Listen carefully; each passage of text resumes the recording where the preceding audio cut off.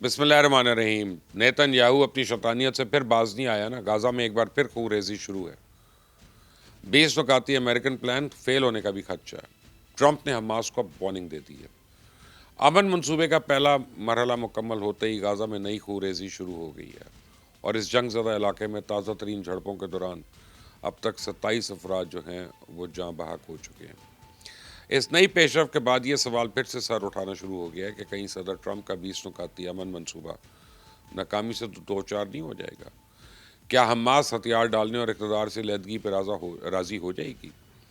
کیا فلسطینی عوام ٹونی بلیئر کو قبول کر لیں گے، اور اب سے بڑھ کر یہ کہ اسرائیل غازہ سے اپنی فوج کب ہٹائے گا؟ تو غازہ کی تازہ ترین صورتحال اس وقت یہ ہے کہ اسرائیلی فوج نے جن علاقوں سے انخلا کیا ہے، حماس ان علاقوں کا انہوں نے کنٹرول دوبارہ سنبھالنا شروع کر دیا۔ تو اس وقت اسرائیلی فوج کے پاس غازہ کے 53% حصے کا کنٹرول باقی ہے، جبکہ باقی 47% حصے کا کنٹرول سنبھالنے کے لیے حماس کی فورسز نے مسلح جدوجہد شروع کر دی ہے۔ تو غازہ سٹی میں حماس کا سب سے اہم حریف دغمش قبیلہ ہے، اور اس کے مسلح جنگجوؤں نے آج کل اردن کے زیر اہتمام چلنے والے ایک ہسپتال کی عمارت میں پناہ لے کی ہے۔ تو اس قبیلے کے افراد ماضی میں کئی شدت پسند گروپس کے اتحادی بھی رہ چکے ہیں، جبکہ یہ گروہ اغوا برائے تاوان کی وارداتوں میں بھی ملوث رہا ہے، اور یہ قبیلہ غازہ میں طاقت کی علامت سمجھا جاتا ہے، اور حماس کے ساتھ ماضی میں بھی اس کی جھڑپیں ہو چکی ہیں۔ تو تازہ ترین جھڑپوں کا آغاز اس وقت ہوا ہے جب حماس کے اہلکاروں نے اس عسکریت پسندوں کو حراست میں لینے کی کوشش کی، اور دونوں طرف سے فائرنگ کا آزادانہ استعمال ہوا ہے، جس کے نتیجے میں حماس کے 8 اہلکار جبکہ اس قبیلے کے 19 افراد جاں بحق ہو گئے۔ تو اس نئی خوریزی سے غازہ سٹی میں شدید خوف و ہراس پھیل گیا۔ غازہ میں مقیم وہ خاندان جو اسرائیلی حملوں میں بچ گئے تھے، وہ بیچارے دوبارہ اپنے گھر بار چھوڑنے پہ مجبور ہو گئے۔ تو ستم ظریفی یہ ہے کہ یہ نقل مکانی اور اسرائیلی حملوں کے خوف سے نہیں کر رہے، بلکہ ان بیچاروں کو اپنے ہی لوگوں سے جان بچا کر بھاگنا پڑ رہا ہے۔ تو حماس اور دغمش قبیلے کی یہ جنگ بنیادی طور پہ غازہ پر کنٹرول حاصل کرنے کی جنگ ہے۔ دغمش قبیلہ خود کو غازہ کا وارث سمجھتا ہے، جبکہ حماس اس گروہ کو اسرائیلی ایجنٹ قرار دیتا ہے، اور اس وقت دونوں فریقین ایک دوسرے کو لڑائی شروع کرنے کا ذمہ دار ٹھہرا رہے ہیں۔ تو حماس کا کہنا ہے کہ دغمش کے مسلح افراد نے پہلے اس کے 2 جنگجوؤں کو ہلاک کیا، 5 کو زخمی کر دیا، جس کے بعد ان کے خلاف کارروائی شروع کی گئی، اور دوسری جانب اس خاندان کا دعویٰ ہے کہ حماس ان کے زیر قبضہ ہسپتال کی عمارت حاصل کرنا چاہتی ہے۔ دغمش قبیلے کا یہ دعویٰ ہے کہ حماس اس عمارت میں اپنا بیس کیمپ بنانے کے لیے منصوبہ بندی کرنا چاہتی ہے۔ تو اس بات میں اب تو کوئی شک نہیں کہ جنگ بندی ہوتی ہی حماس دوبارہ سے غازہ کا کنٹرول سنبھالنے کے لیے اقتدامات تو اس نے شروع کر دی ہیں۔ اب بتایا جا رہا ہے کہ حماس نے اپنے تقریباً 7,000 سیکیورٹی اہلکاروں کو واپس بلایا تاکہ غازہ میں ان علاقوں پہ دوبارہ کنٹرول قائم کیا جا سکے جو حال ہی میں اسرائیلی افواج نے خالی کیے ہیں۔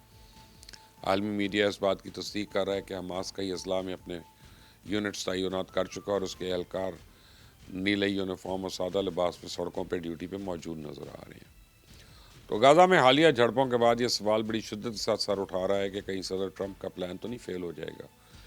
یہ خدشات اس لیے سر اٹھا رہے ہیں کہ غازہ امن معاہدے میں کئی ایسے نکات شامل ہیں جن پر آنے والے دنوں میں مذاکرات کے دوران اختلاف کا امکان ہے۔ ان میں سب سے اہم جو ہے حماس کے غیر مسلح ہونے کی شرط ہے، اور حماس پہلے دن سے ہتھیار ڈالنے سے انکار کر رہی ہے۔ اس کا موقف ہے کہ وہ فلسطینی ریاست کے قیام تک کسی صورت ہتھیار نہیں ڈالے گی، اور حماس نے قطر میں ہونے والے حالیہ مذاکرات کے دوران بھی غیر مسلح ہونے سے انکار کر دیا تھا۔ تو اس معاہدے کا دوسرا اخلاقی نقطہ جو ہے، اختلافی نقطہ، وہ حماس کی اقتدار سے بے دخلی ہے۔ حماس 2007 سے غازہ میں برسر اقتدار ہے، لیکن معاہدے کے مطابق غازہ کی عبوری حکومت میں حماس کا کسی قسم کا کوئی کردار نہیں ہوگا۔ حماس ابھی تک اس بات پہ ڈٹی ہوئی ہے کہ مستقبل میں غازہ میں ان کا کچھ بھی کردار ہونا چاہیے۔ اس معاہدے کا تیسرا اختلافی نوٹ جو ہے وہ ٹونی بلیئر کی قیادت میں عبوری حکومت کی تشکیل ہے، اور یہ واحد نقطہ ہے جس پر دوسرے سٹیک ہولڈرز بھی حماس کے نقطۂ نظر سے متفق ہے۔ تمام فلسطینیوں کا خیال ہے کہ ٹونی بلیئر کو بطور وائسرائے ان پر مسلط کیا جا رہا ہے، اور کسی صورت اس کی حکمرانی کو تسلیم نہیں کریں گے۔ ایسا نہیں کہ ٹرمپ کے 20 نکاتی ایجنڈے کی چند شقوں سے صرف فلسطینیوں کو ہی اختلاف ہے۔ تو اگرچہ اسرائیل نے ٹرمپ کے منصوبے سے مکمل اتفاق کیا ہے، لیکن نیتن یاہو غازہ میں فلسطینی اتھارٹی کے کردار کے حق میں نہیں ہے۔ تو نیتن یاہو کو غزہ سے اسرائیلی فوج کے مکمل انخلا پہ بھی اعتراض ہے، اور نیتن یاہو چاہتا ہے کہ وہ غزہ میں تقریباً 53% حصے میں اپنا کنٹرول برقرار رکھے، اور نیتن یاہو کا موقف یہ ہے کہ جب تک غزہ دوبارہ کسی حملے کا خطرہ وہاں پہ نہیں ختم ہو جاتا تب تک وہ سیکیورٹی حصار قائم رکھے گا۔ اور اس شیطان نے نئی چال یہ چلی ہے کہ دمشق قبیلے کو دھڑا دھڑ ہتھیار سپلائی شروع کر دی ہے۔ تو جب تک دمشق کو اسرائیلی اسلحے کی سپلائی جاری رہے گی تب تک تو غزہ میں دھماکے اور فائرنگ کی آوازیں گونجتی رہیں گی، اور جب تک غزہ میں خون بہتا رہے گا تب تک اسرائیل پر حملے کا خطرہ بھی برقرار رہے گا، اور یہی نیتن یاہو چاہتا ہے۔ تو اگرچہ پریزیڈنٹ ٹرمپ کے 20 نکاتی پلان کے مطابق غزہ پہ اسرائیلی کنٹرول بتدریج 40% اور 15% تک محدود کر دیا جائے گا، لیکن اہم بات یہ ہے کہ غزہ سے اسرائیل کے مکمل انخلا کے لیے کوئی واضح ٹائم لائن نہیں ہے، اور شاید یہی سب سے بڑی وجہ ہے کہ حماس ابھی تک ہتھیار ڈالنے سے انکار کر رہی ہے۔ پریزیڈنٹ ٹرمپ نے کل میڈیا سے گفتگو کرتے ہوئے نہ صرف غزہ کی موجودہ صورتحال کا نوٹس لیا بلکہ حماس کو ایک پیغام بھی دیا۔ اس پیغام میں انہوں نے کیا کہا آپ خود سن لیں۔ They're going to disarm, and because they said they were going to disarm. And if they don't disarm, we will disarm them. How will you do that? I don't have to explain that to you. But if they don't disarm, we will disarm them. They know I'm not playing games. Okay? Now, we did something monumental. We got the hostages back. That was the first thing we had to do. Above all else, get the hostages back. آپ نے سنا president Trump کی گفتگو، اس سے ایک بات تو واضح ہو گئی ہے کہ پریزیڈنٹ ٹرمپ حماس کو غیر مسلح کرنے کی شک پر کوئی لچک دکھانے کو تیار نہیں ہے۔ تو میرے ذاتی خیال میں اسرائیلی فوج جو ہی غزہ کی پٹی خالی کر کے سرحدی چیک پوائنٹس تک محدود ہوگی اسی دن حماس کو غیر مسلح کرنے کا عمل بھی شروع ہو جائے گا۔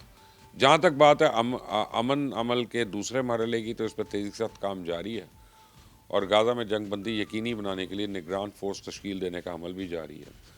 بتایا جا رہا ہے کہ لگ بھگ 200 فوجوں پہ مشتمل نگران فورس کی تشکیل پر کام جاری ہے، اور اس نگران فورس میں مصر، قطر، یو اے ای اور ترکی کے فوجی شامل ہوں گے جو امریکن فوج کی کمانڈ میں کام کریں گے۔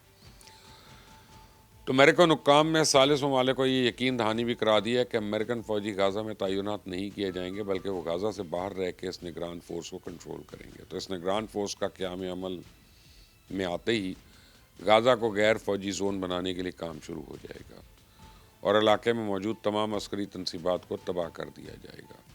اس کے ساتھ ہی ٹیکنوکریٹ سے مشتمل غیر سیاسی فلسطینی کمیٹی کی عبوری حکومت بھی قائم ہوگی، اور تیسرے مرحلے میں غزہ تعمیر نو کا عمل شروع ہوگا، اور اصلاحات کے بعد غزہ کا کنٹرول فلسطینی اتھارٹی کے حوالے کر دیا جائے گا جو اس وقت مغربی کنارے کے مختصر علاقے پہ حکومت کر رہی ہے۔ آپ دیکھ رہے ہیں مبشر لقمان چینل، اس کو سبسکرائب کریے گا، بیل آئیکن کو پریس کریں۔ انٹل دی نیکسٹ ٹائم، اللہ حافظ۔